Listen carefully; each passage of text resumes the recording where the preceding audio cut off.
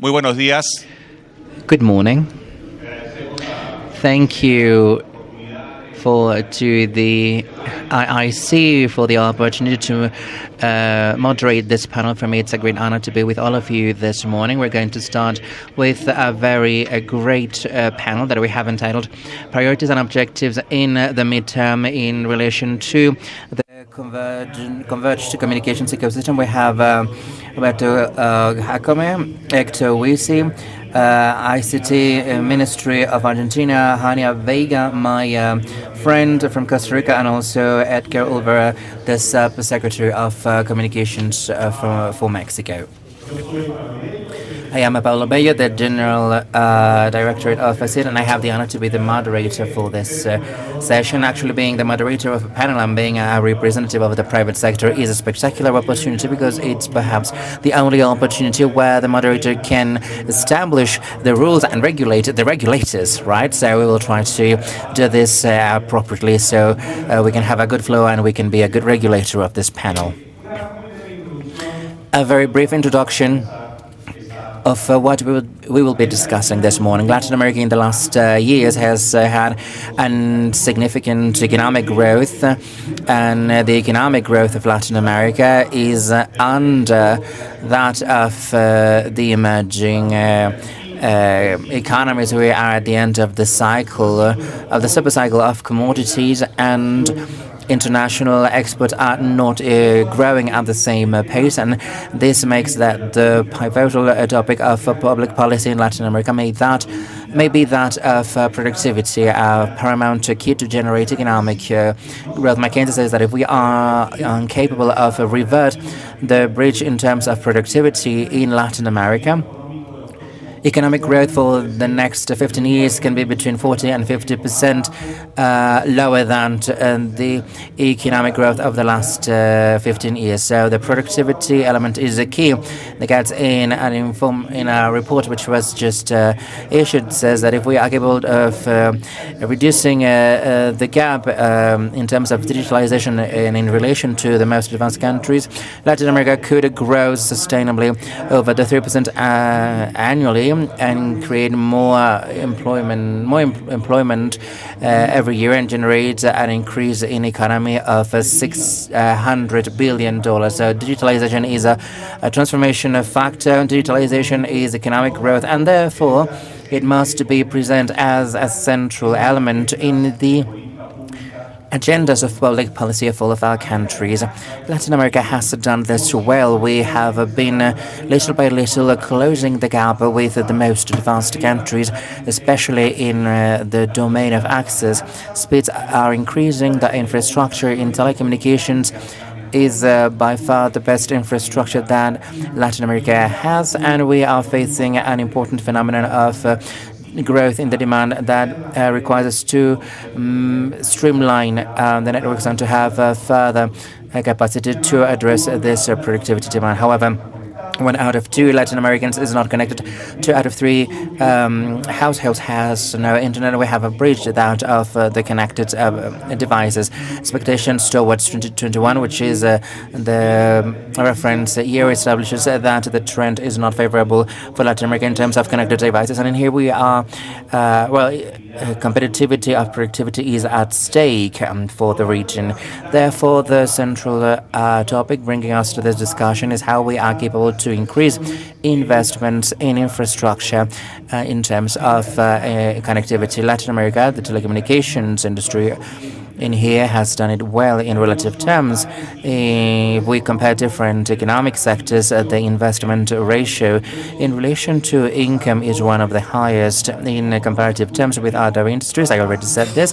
Besides, in comparative in terms with other regions of the world, the industry of telecommunications in Latin America is above the mean in terms of the relation of investment in the income. However, as we know, investment in the industry have been stabilizing and have been accelerating. And a very important datum to bear in mind is that the income per user, average revenue per user, especially in the mobile industry, have an important decline in the lowest levels worldwide. It's an environment where competition is growing. provided services through different platforms are a disruptive factor. Therefore, what do we have to do?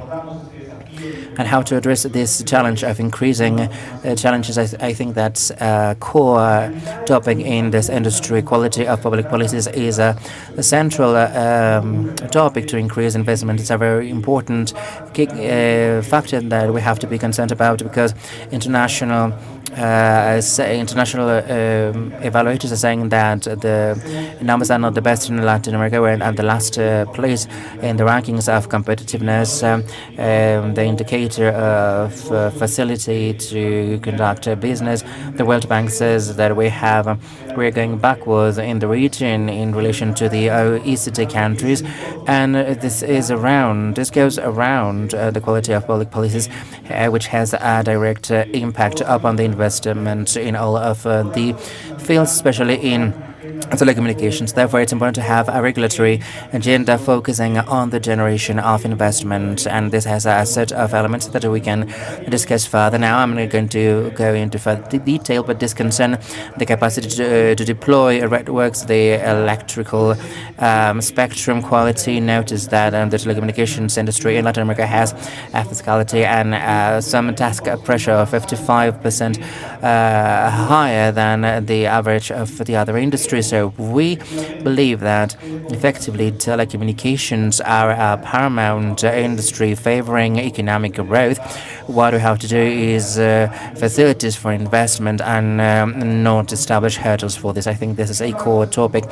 However, it's important to bear in mind and to bring into the discussion that it's not enough to have infrastructure. 80% of the digital breach in Latin America does not concern infrastructure, but of restrictions in the revenue of a household. Therefore, we have to develop an infrastructure not just to guarantee the access or the availability, but for the quality of that infrastructure to be a support of the productive transformation that the region needs. And therefore, we have to consider another type of instruments of public policy to address these are restrictions of income that the households have. And actually, beyond what one can do in the public policy domain, if we want to increase significantly investments in such a way that we can close this digitalization breach in relation to OECD towards 2025 before 2030, we also need other type of intervention tools of public policy through the state that will allow us to expedite these processes. This is my introduction, and basically what we want is to start a discussion with our distinguished panelists. We have established 3 questions: introduction questions, general questions, and then we will have some specific questions to the realities of each one of the countries. So now I'm going to read the questions.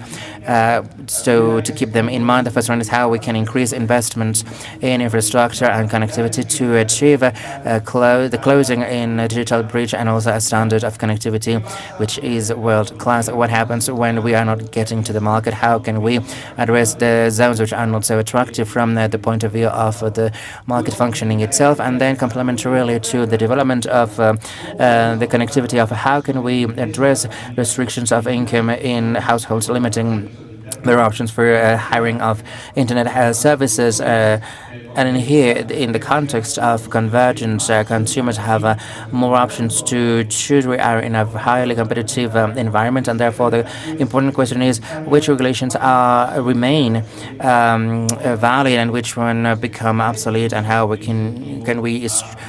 can strengthen the incentive to invest in our networks. And with no further ado, and with these introductory questions, we are going to open the panel. The format of this regulating the regulators. We want to have a free intervention based on this introduction and introductory questions, and after that we can have an exchange on more specific topics.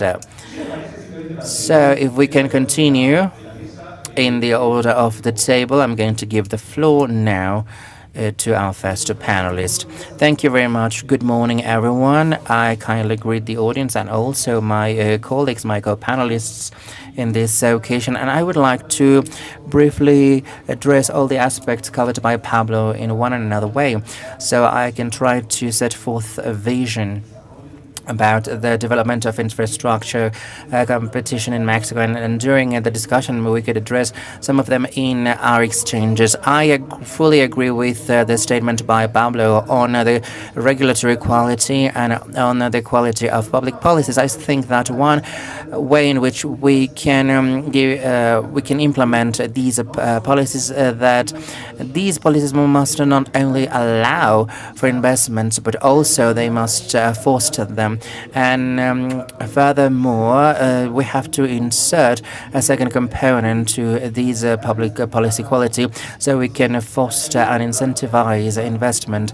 So first we have to go to have a catalyst of the economic interest of the individual, bringing it together with the public interest of the states, aiming at common interest, which is for the state to have connectivity and for it to generate all the benefits to all the productive domains, so we can transform this country into a better one with better quality standards, better productivity, and with better efficiency, and therefore of better productivity. So this is in the aspect of regulation that we believe must exist in Mexico, in a country, so we can generate all of this. Another aspect related to this concerns the reduction of these differences that we have in relation to the most developed countries in terms of connectivity, and it also relates to the aspect of stimulating demand.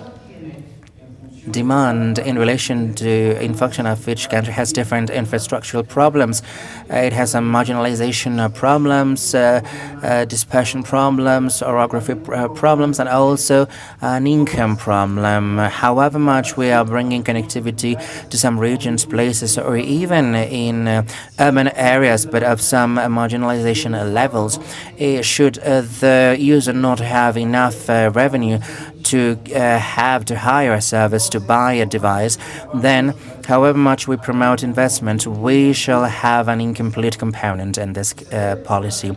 We have to take actions and make decisions to foster offer, and in here we're going to have the influence of the tax policies.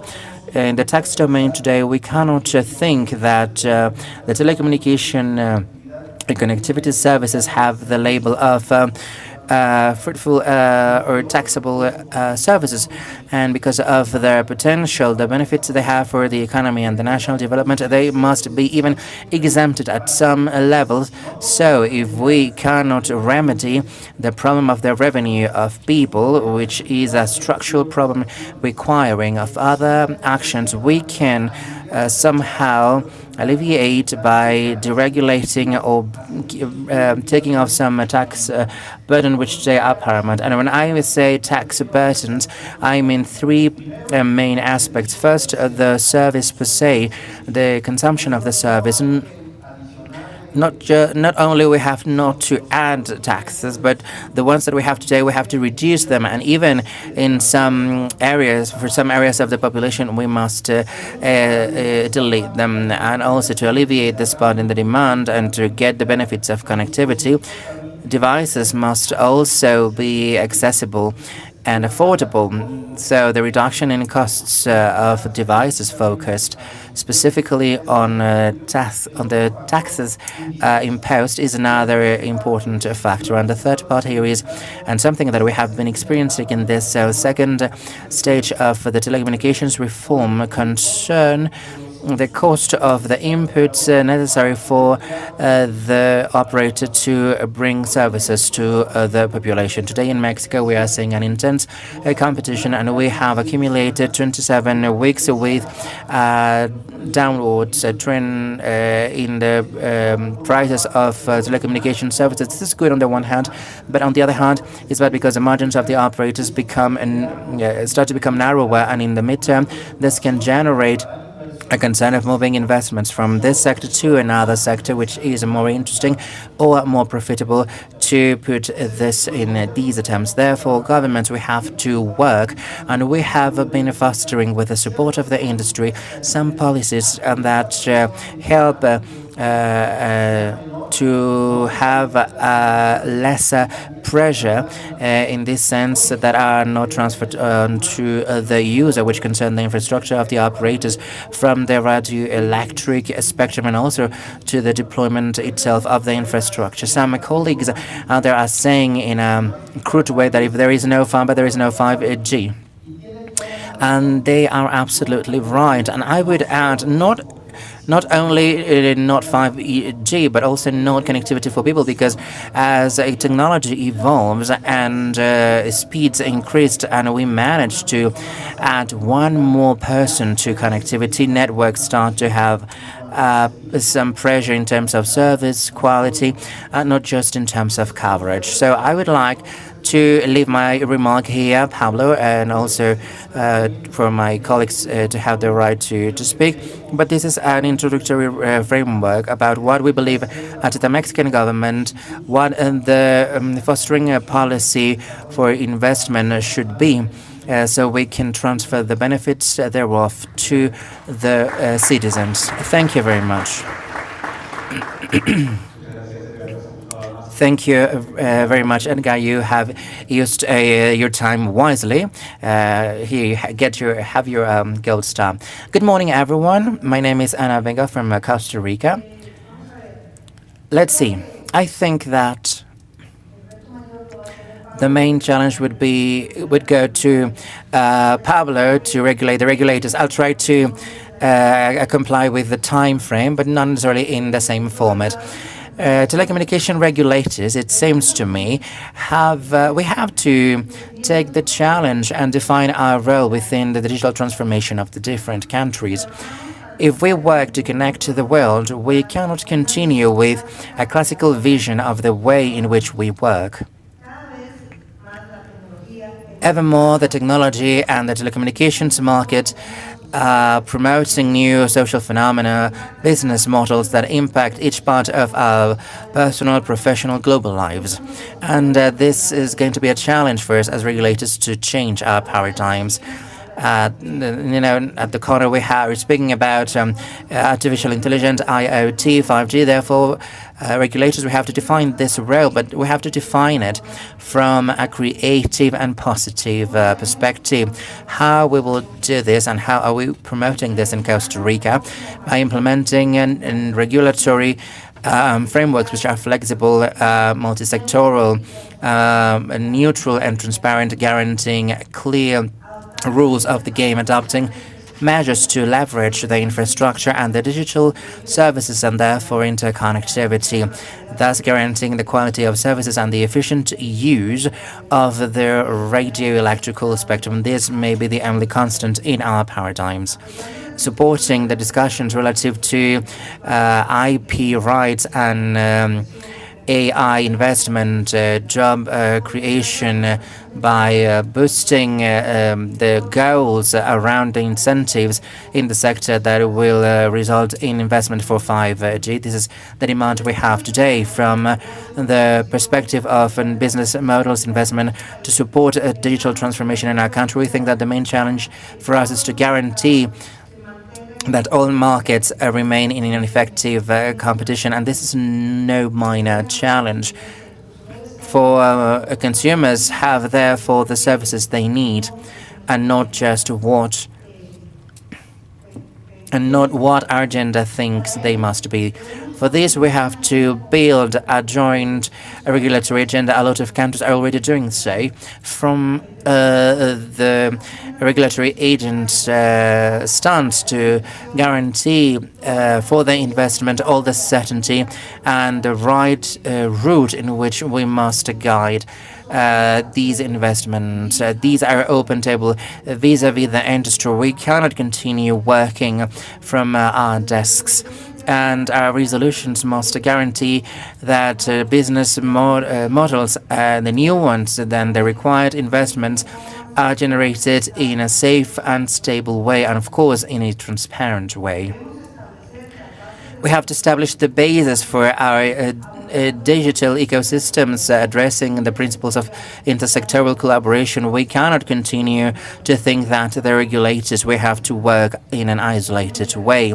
We have to guarantee, therefore, that the competition, convergence, and simplification in terms of administration is incorporated in our administration. We must consider the reduction of the entry hurdles where the resolutions of the regulatory bodies are part of which these bodies are part. We must create the updating of digital services nationwide. We must support the creation of local content, and for this we must guarantee, of course, that rural and remote areas especially are connected and that their connection is of quality.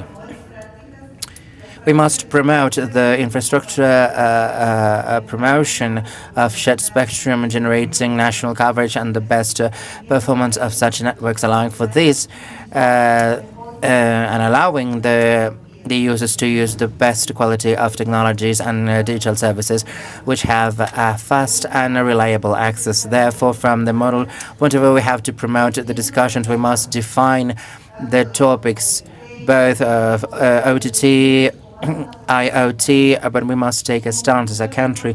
As my conclusion in this first stage, the public policy and the regulatory norms must answer changes in a timely way. We cannot take a whole life to think about them. Today, new technologies, new players, and new business models are fastly reaching maturity, and public decisions by state regulatory bodies, we must guarantee that we can read these changes and that we can act fast face to these challenges. Discussions are open today, and we have proactive exchanges with all the ecosystem stakeholders. So we must change from classical stances and not allow them to become the main hurdles to innovation progress in our countries. Thank you very much.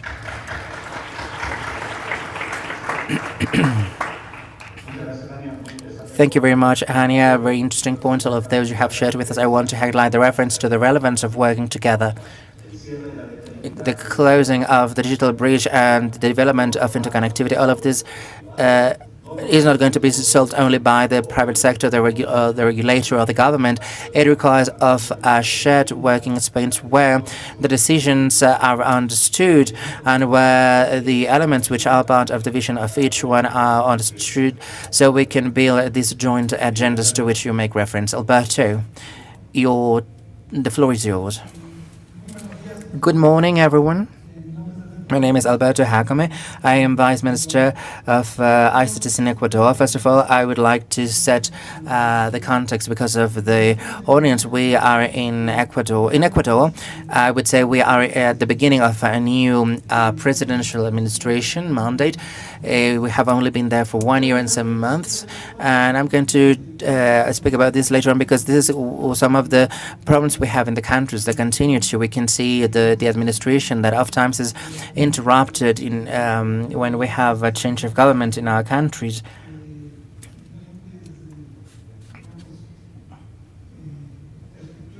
In different perspectives, divisions in terms of how government should take place. Now, for the panelists that spoke before me, something very important and which is a priority in my government. What was the definition for digital inclusion? And for this, in the National Plan of Development, which is called Everything in Life, we have clearly an inclusive policy with the goal, of course, to decrease the digital bridge, which has become a new social inequality of which we are all aware. How can we decrease this bridge, and what have we done in this term? Now, in the second part of our interventions, I will have the opportunity to tell you how we are setting forth and what perspective is so we can solve all of these problems. But I would like basically to mention some topics within the questions that were made, how we could increase investments. What should we do? Well, we have set forth some elements that I would like to highlight. First, and I think this was already done, the designing of an appropriate legal framework for investment in the country. We recently had a new law passed for the promotion of productivity, in which task incentives, a reduction of tariffs are being set forth, which are important in this line. Of course, it's important to guarantee the effective compliance of these different elements, like the legal framework and regulation. And for this, we have in mind to have specialized agencies to this effect. Another important aspect, which goes hand in hand with what I mentioned before, is the construction of regulatory institutions which are reliable, stable and effective. And I want to highlight the word stable, because I have been saying this: when we have government changes in our countries, the stability does not take place. So we are endeavoring to have enough institutionalization so this can take place. Then I think that it also was mentioned that it's very important to promote competition and to establish regulatory, flexible, modern frameworks. There's also a point which was covered about convergence, which was not addressed, if I'm not mistaken. In the country, I think we have a law which is the organic law of telecommunications, and the whose objectives promote the convergence of network services and equipment, promoting what has also been called technological neutrality, with the issuance of regulations and norms allowing for the provision of services in one same network. We are working now on something that we have called the basket of digital services, if we can call it that way, in such a way that fixed and mobile phone, internet services can also be taken through, or can be sent through, one single network or terminal. This is what I could say in terms of these questions that have been set forth. Thank you very much, Alberto. You are saying, what you said is very interesting, and the emphasis about legal security, and especially the part of institutions which are reliable, stable, and effective. I think this is a paramount aspect, and if one reviews over and over the World Economic Forum, we have a challenge here as a region, and without a doubt, what you're doing in Ecuador government is going in this way. And finally, in this first intervention, I will give the floor to Héctor, to my friend Héctor Huici. He's from Argentina. As a good Argentine, he has 2 microphones at his disposal, so he can, amplify his words. Good morning to everyone. Thank you very much to ASIET for their invitation and for making me able to participate in this panel with this distinguished colleagues and with my funny Chilean friend. This is a great opportunity as a regulator of this panel, as he said at the beginning, is the possibility of taking revenge on the public sector, of the public regulator, and move away from their guidelines or question them, at least administratively, maybe thinking of judicial, legally. And now, moving on to more serious matters, I would like to give maybe not a response for in this session. I think that in general terms we may already have a lot of ideas regarding what the public policy should be, but I would like to settle it in a more general terms. We have been talking about, and that's what I want to refer to, the quality of public policies. And the first thing that this demands is to identify what the public policy is. Many times one can fall into the temptation of saying, defining this is easy. We want to improve the well-being of consumers, or having every ICT user having quality products and affordable prices. We want 100% connectivity, etc. And also, at the same time, usually the same regulator who is defining this objective, or the government to which the regulator belongs, they define other public policies that sometimes they may collide, and a lot of times they collide with this.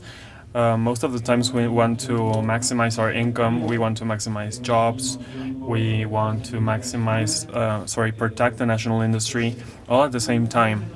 And usually these objectives can collide. And it's not about which one has priority over the other, but be aware of the fact that if we choose specific objectives, we are going to have to resign to the fulfillment of others. Every country can prioritize one over another. With the biggest sincerity, what is the objective of public policies? We need to pick our instruments. We need to see if the instruments we are proposing are optimal to achieve these public policy objectives. For example, one may think that we must reduce tariffs when importing, and at the same time we can create an instrument that will help the deployment of infrastructure. However, we have to identify whether this implementation is going to achieve the expected result, or it is just going to increase the company's profitability. Or maybe we can think about the quality of the services, and maybe by applying penalties we are going to have incentives to correct the quality. But sometimes the problem is in the municipal limits for the deployment of infrastructure. So even if we impose fees or other things, we are not going to improve the services quality. I believe that in this process it is very important to be based on the analysis of facts and data. The harshness of facts is very important, and a lot of times it is discarded. In my experience, and in the analysis of the expected impact regarding the measures that we will be adopting to put those public policy instruments into practice. And once the policy has been defined, and once the instrument has been chosen with our own human limitations, once we pick an instrument that we think is optimal to achieve that public policy, and not because it is the last subject I mentioned is the least important, but legality of instruments is also very important, the instruments of public policies. Many times they require amendments or modifications. In some countries, this has been requested, and in other countries they need to see if they meet international treaties and national legislation.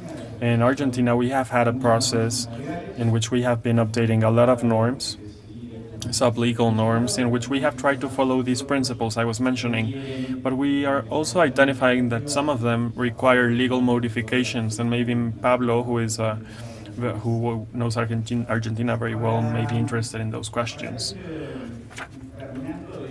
In order to finish my comment, I would say that regarding the quality of education and the activity of education, it is usually said that this is not a science but an art.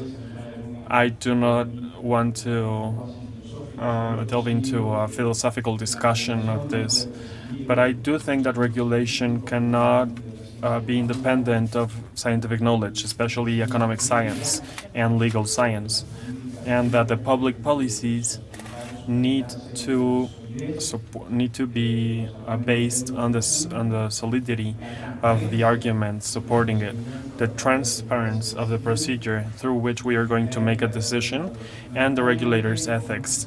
And we have to be certain of this, because sometimes we have long-term investments. When we are trying to make legal modifications, when the Congress has to intervene, I believe that's something we should take into consideration beyond the intent of trying to maximize position, should be making the legislation not leaving that aftertaste of conquer or winning. They need a consensus that maybe sometimes, I insist, this will imply resigning to certain objectives, but provide certainty and stability on the long term, because that is what this industry requires. Thank you very much. I think I am still within the time frames, so I think we can move forward to the conversation. Thank you very much, Héctor. You said something that I believe is very important and that we should highlight. These are contradictory or opposite goals. Politics have trade-offs, and we have to answer questions and answer them coherently. Coherence in public policies is also related to how these trade-offs are solved. In the case of spectrum, are we more interested in gathering resources or profits or the service? In the case of the interventions one can make through the international fund, there are some risks, and we have to see how the aggregate investment can be maximized or how they can be substituted. I was mentioning earlier that this means a lot to consumers, and reduction of outputs reduces investments and makes the public sector find certain difficulties. Approaching regulations in the favor of the protection of consumers in some cases may be detrimental for the commercial trades. So there are a lot of things related to these trade-offs, and maybe they should be the central discussion. I believe that all of this discussion regarding the policy was very interesting, and I hope we have more time to talk more about this. In the second phase, we have some questions that we have agreed on with the panelists earlier. I am going to ask them. I know we have a very limited time frame. I always get bad looks from over there, but I'm going to try and be as fast as possible. Edgar, first of all. Mexico is in a transitional process because a new government is going to assume the administration. The period that is finishing has had a lot of relevant changes, for example, the constitutional reform and the creation of the IFT. What are the matters that you think are still pending and that should be addressed urgently by the new authorities? I'm going to ask these questions, and I ask you to manage them as you think properly. The second one, well, last week we knew about the agreement between Mexico, the United States, and Canada, the USMCA. I like to call it North America Free Trade Agreement too. But well, what is your evaluation regarding the final result in telecommunications matters? And what are the scientific advantages you are identify for Mexico and the challenges for the country? Thank you very much, Pablo. Hopefully, luckily I have someone who is an expert in this sector, and I believe it wouldn't be correct to tell the new officers what they should do. However, if I talk to this expert and her team, I would like to tell her that in this administration, there was big progress was made. We established good foundations, and in the following stage, they will be able to continue to grow at very interesting rates regarding connectivity and infrastructure. So, talking to these experts who know a lot about this matter and what has been going on during this telecoms reform, I believe that Mexico has the necessary conditions in order to make a historic leap and leave behind what has been making us suffer for many years. And I believe that any effort made with the policy vision of the new government will undoubtedly find something very helpful from all of what has been done in the telecoms reform, because this reform was not a product of a political decision or of a Congress. It was a product that resulted out of need. That reform would not have worked if the industry had not responded. The reform would not have worked if the industry had not backed up. So I believe that is the main thing. We need to seize what has been done and keep moving forward. We have good foundations and we can build more. Also, going back to the comments you said regarding Hector's notes, it is not bad for the government to appoint a profile beyond of being the one who makes policies, the one who records, the one in charge of the destinations. The government should also act as a company owner, and I am saying it this way. We are both trying to reach the same objective, the users, consumers, the non-connected people. However, we are transiting different routes. For example, on one hand, we have economic interests, and on the other hand, we have public and social interests. from the government. These two objectives can converge at a certain point and have a conciliation to save these contradictions that you were talking about regarding expanding the coverage. But we need funds, and these funds are going to be on the users. So everything can meet at a certain point if there is a change point of view, because the government should be interested in the well-being of the industry because that's their partner. Regarding the result of the treaty, the agreement, the final texts are being drafted. Every chapter needs to be connected in the general part or in the part of principles, and at the same time, they have to be coherent. I had to be the manager of this process, and I was also monitoring the part of e-commerce, and with the support of private representation. That was a crucial work. So I think that the evaluation regarding telecoms, nowadays we have a very modern agreement that is addressing a new reality. And Mexico is very well prepared. It has great response levels and more tools for negotiations. It has a vision of a North American telecom market in which we are talking about 500 million users who need a service such as the one of telecoms in order to potentialize the relationship we have in North America. And on the other hand, e-commerce, even though we know that the balance is not favorable for us, electronic development is superior in other countries. But I believe we have conditions such as in the 90s, in which it was thought that Mexico was not prepared to compete in agricultural matters, despite of being a country, a producer of these kinds of products. And nowadays, this agreement represents a great opportunity for Mexico to be very strong in the competition of e-commerce and other platforms, and that's how we should take this challenge. That would be my evaluation. Thank you very much, Edgar. That was very interesting. Hannia, 10 years after the telecoms law in Costa Rica was passed that allowed the entrance of the private sector in the industry of telecoms. This sector has experimented a lot of dynamics, and this reflects in better investments, lower prices, and in citizens that are more and more connected. However, still, 30% of people do not use internet. What do you think the regulatory, what pending matters do you think regarding regulatory processes in order to close the digital gap of Costa Rica in a reasonable time frame?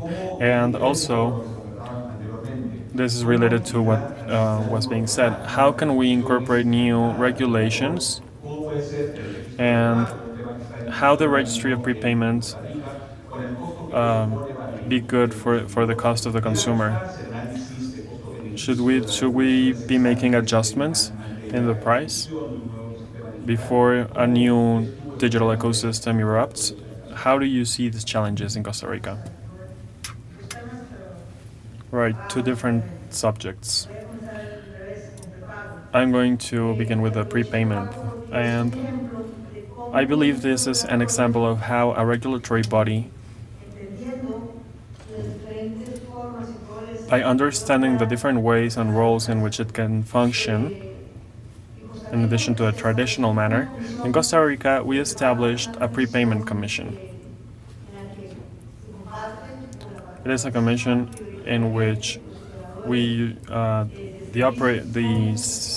mobile service operators participate mainly with a concession or other kinds. The second point is that the regulator in this commission, their role is to be a dialogue facilitator. They need to define the processes of the market itself, and it is not a classical version of someone who imposes how things should be done. This is a permanent commission in the country. It has been working for over a year, and as of the proposals of the private sector, now we can generate different processes and procedures for enhancement regarding prepayment. For example, we are correcting and adjusting the guidelines for the users regarding prepayment through consensus that we have reached with the operators in this matter. Also, recently we have met the government authorities of safety, crime, frauds, with financial groups as well, banking groups, and from this commission, we have established new rules or procedures that operators have designed in a joint manner, which is also very important. We need to approach this prepayment subject with simultaneously. And the regulator, well, has become a facilitator of dialogue in these kinds of tables, open and transparent tables in which we take the minutes, we define processes, and we spread the information. And secondly, these tables have allowed other actors to come in. We are opening our offices, and we are thinking beyond the impact or the effect that our policies can generate. So these tables have generated these processes, the reform of regulations, and specifically, it has generated the possibility of creating apps in order for the users to register and understand the importance of the prepayment system and its regulations. Regarding the digital gap, well, we know that Costa Rica, as well as other countries, we have our own telecoms fund. These funds respond to the priority public policy defined by the Rectory of Telecommunications. And in here, we are the ones who design the projects. What can we do to improve what we have done beyond guaranteeing better response times, which is why generally the telecoms funds are usually criticized for? We need to look at these efforts to close the digital gap from a perspective not only from the resource of this fund, but also from all of what we have been doing, at what we are allowing. We are enabling investments to the sector so that in a joint manner we can work together to close this gap. There is a huge space for the market in order for them to collaborate, and with Costa Rica they have collaborated. But we also have the possibility of using the resources that are not competing and that are not allowing them to be a distractor. There shouldn't be a way in which we are going to negatively intervene. The possibility of a non-free market. Thank you, Hannia. That was very interesting. What you have been doing in Costa Rica during the last few years is very interesting. Alberto, in the ministry you presented in the Society of Information and Knowledge the White Book. What are the objectives that you have established for year 2021? And going back to what you were mentioning in your initial comments, the regulatory framework and the institutional design in Ecuador, do you think it is allowing us to comply with the infrastructure goals to close the digital gap? What are the things that we could improve, and how could we think on institutional designs that will take charge or tackle the challenges that you were mentioning institutionally?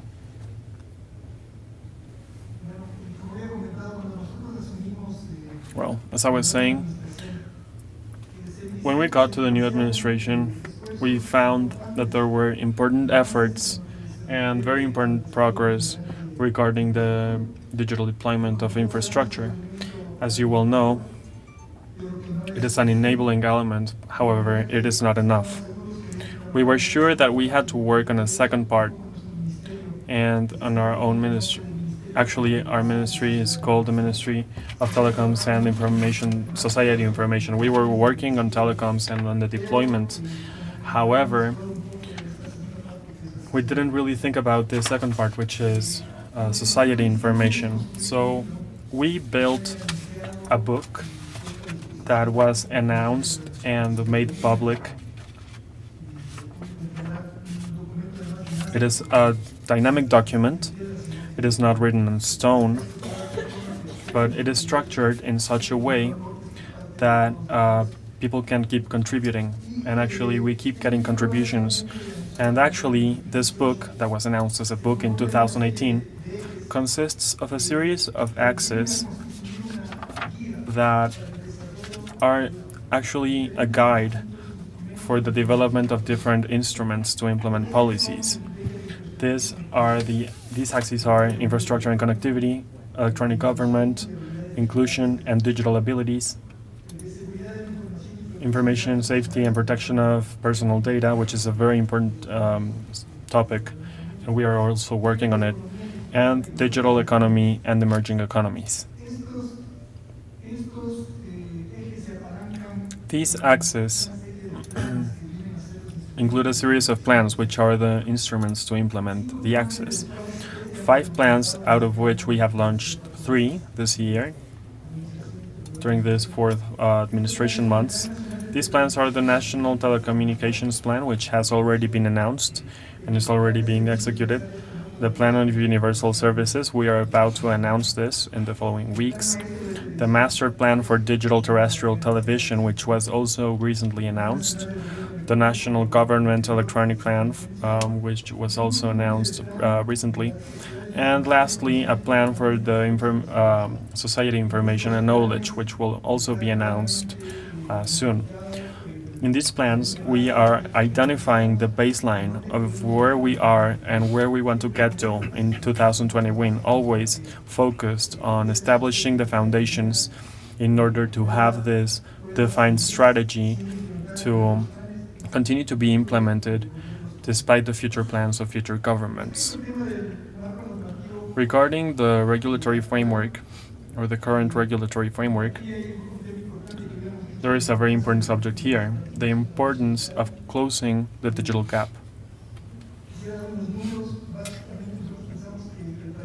We basically think that the country needs around $490 or $590 billion in digital infrastructure.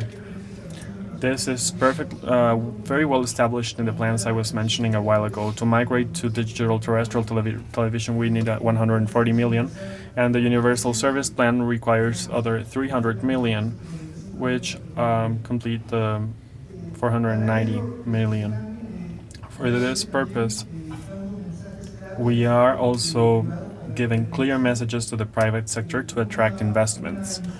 And we have a national initiative through a law, which is a law of productive fostering, which produces tariffs and other legal certainties. These 3 elements are included, and it has been very well received by society overall in the country. Regarding the sectoral perspective, throughout this Universal Service Plan, we have carried out a very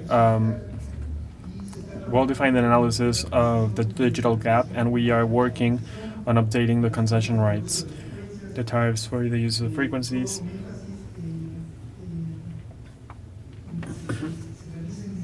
and all of this is focused towards carrying out migrations to new technologies. And we are also using a very important element, which is the coverage obligation that is mandatory for the different providers.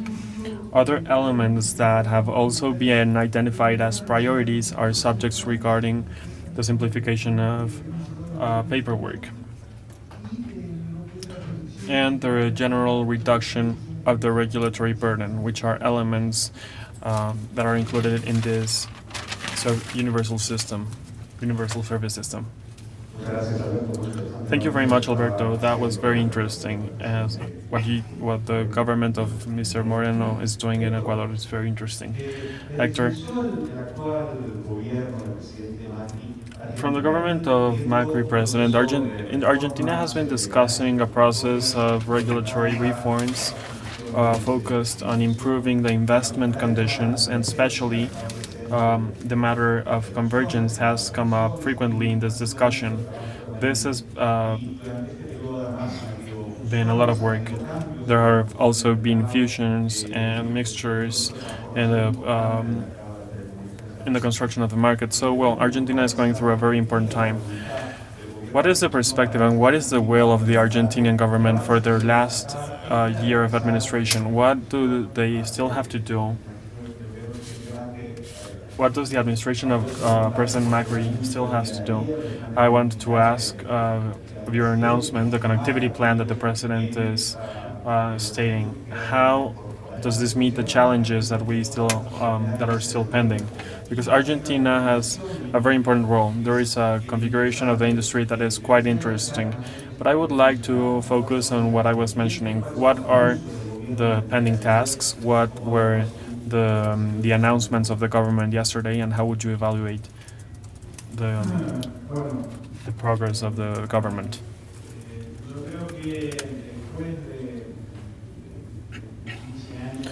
Well, I think that after 15 or 14 years in which the sector's evolution was a little bit frozen, so to speak, it is important that we managed to get out of there.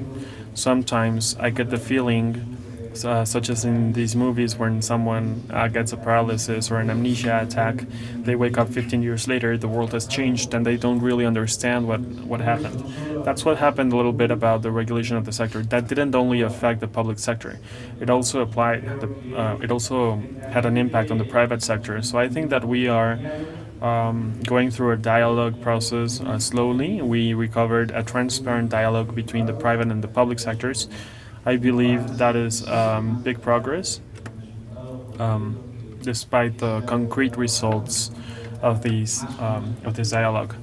We can be kind of satisfied depending on the perspective from which we analyze it. However, I do think that it is important that we have recovered dialogue in the regulatory process between the public and private sector.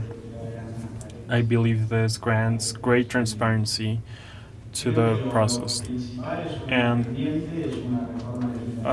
well, we still need legislative reform that will finally remove some limits that have been imposed more than what we would like over time, and they imply a setback regarding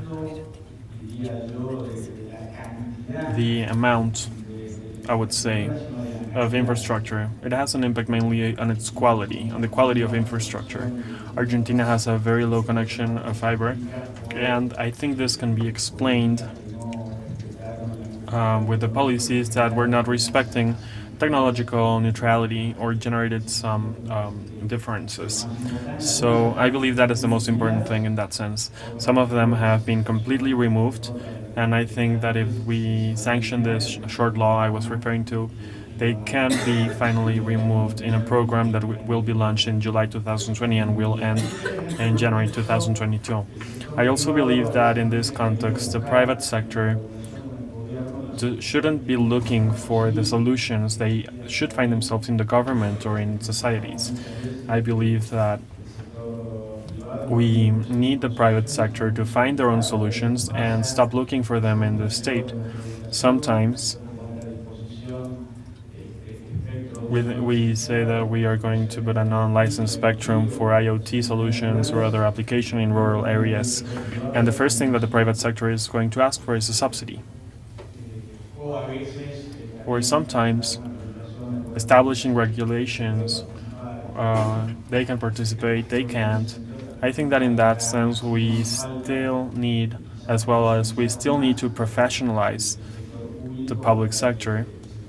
We also need for the private sector to look for the solutions within themselves and not go look for them with the government. Regarding yesterday's announcements, I would say that many of them are plans that are already being executed. It has been a sort of summary, and they were placed in an announcement of the things that we have been doing and that have been communicated individually. I think that the most ambitious part is the objective of getting to December 31st of the next year with a populational coverage of 4G that will range from 90 to 95% of the population. Some of the goals for the next years regarding tourism and productivity for Argentina. Well, the objective of this government, we would see if this is confirmed or not by the metrics. the goal was 2 million new connections to get an 80% average of national broadband. Today we are close to 60%, and also doubling the speed, or even increasing it 3 times, because we got to the government in 2015.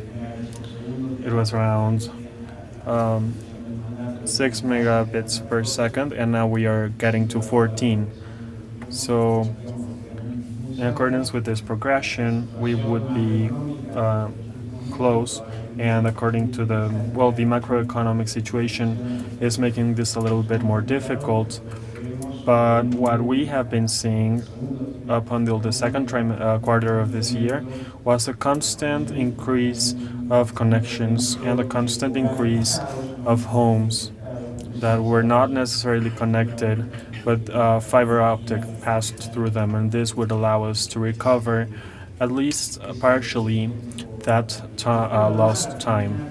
And overall, Argentina is a country with very different conditions, as happens in many countries. You have mentioned one of the functions. Maybe the most important one is the economic concentration in the history of Argentina, which is the cable operator, with one of the main fixed phone and mobile company. But we also have a great deal of local operators. Some of them are very efficient, others are not.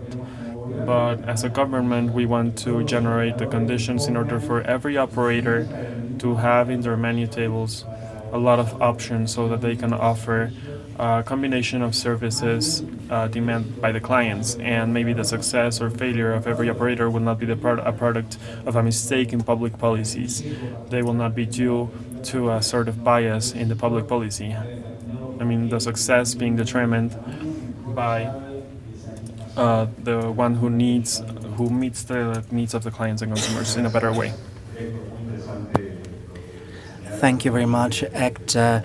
And this is very interesting about the announcements we made yesterday. I think the objectives are clear and shared. We have to bridge the digital gap. This is an aspiration by societies today in Latin America, and we have to do it this soon. And we have to have a world-class infrastructure as necessary so we can expedite the productive infrastructure. How do we do this? Well, in here we have to continue working. We have spoken a lot about partners. I firmly believe that the telecommunications industry is an ally for development in Latin America. We have to work jointly, the government, the private sector, and the community in general, so we can move forward. Dialogue is pivotal here, how we are capable of building a conversation which is active, allowing to provide responses or answers to these challenges. It is a core and still in construction element. The Inter-American Bank of Development has met recently in Mexico this week, and the digital infrastructure space to generate this discussion and to feed it. And I think this is a way in which we can tackle these shared activities. As regulators, you have behaved very well. I have no sanction to raise, no fine to impose. Maybe I could, charge you some tequila later on, but I don't know if we have some 5 minutes, for a question from the audience. Oh, okay. Okay, we have been given the possibility to have to raise 2 questions from the audience. Please make them very concise so we can close this panel. Please, I invite you to do this. I see from here that you are very interested in what is going on here. Are there any questions?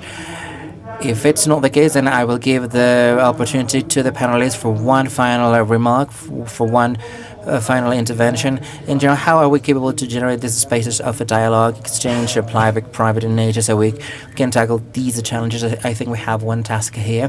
I don't know. I mean, if you, as being the host, you want to make one final intervention. I have no questions from the audience because we have very amazing participations by the panelists, so we can start close the panel. Well, I think that the experts in administration say that we must devote 80% to planning and 20% to execution, because once you have a clear plan, the execution is going to take place automatically. But I think that in the region we have spent a lot of time in that 80%, and we are looking for a way to design policy. We design this, we go back and we think again, and sometimes we're going to bring the industry at the table and then we leave it out. So I think the industry must be the permanent exchange partner, so we can close this 80% of planning, and then we can put hands to work, which is the most urgent. And what happens? Well, we're going to lag more behind. We have the regulations, we have the policy, and the government, and they have the capital, and we can have this to converge.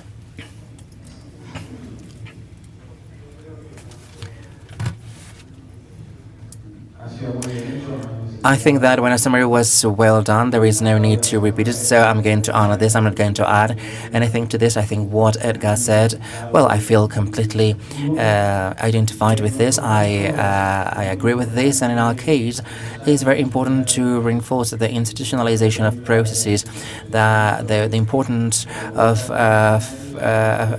an element not to depend on the willingness of some politicians, or so the importance of having norms that force us to work and behave in this way in public-private discussions. I could give you a 3-word summary: respect of each one of the stakeholders, the capacity to listen by everyone, and finally, I agree with my Argentinian colleague, the definition of processes in black and white in such a way that all the stakeholders can get to know them transparently. And I would only want to add that in Moreno's government, if something made a difference with regard to the previous government, was a dialogue. However, you have said this well. However many efforts we have, endeavors we have made to incorporate all the society stakeholders, including the academia, which was not so included before in this type of analysis. Finally, the challenge of designing a policy. I mean, you cannot please everyone. You will always have some people feeling there that are not taken into account. But, well, we made the best of our efforts to advance and move forward, which is important. Thank you very much, Edgar, Hannia, Héctor. Thank you to the IIC, and thank you all of you for your patience. I think this has been a very entertaining and interesting panel, and we are starting a day, so I think we are going to have a break now for a coffee, and, well, go for it. So thank you very much.